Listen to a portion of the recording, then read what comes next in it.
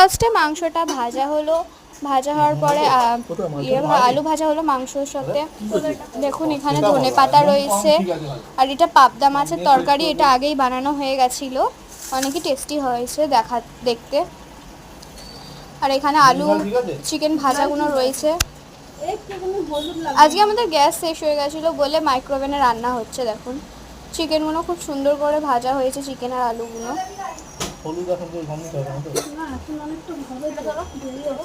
তরকারির রংটা দেখুন কত সুন্দর আসছে।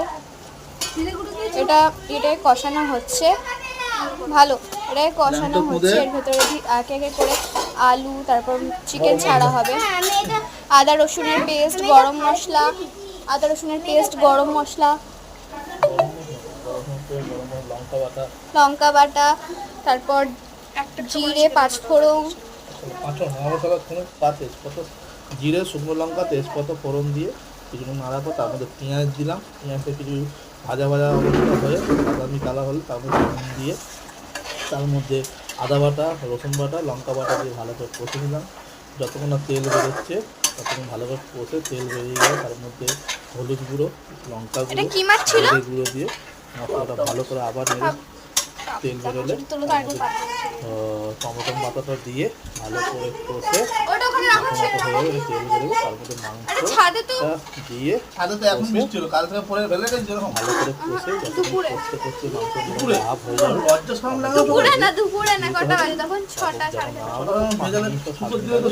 আলু ভাজাটা যে রাখা ছিল সেটা দিয়ে ভালো করে ফুটিয়ে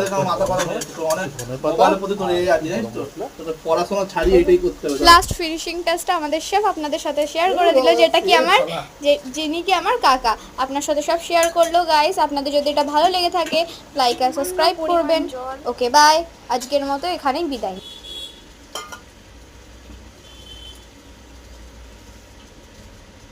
কি কি দেওয়া হয়েছিল বকবে সব।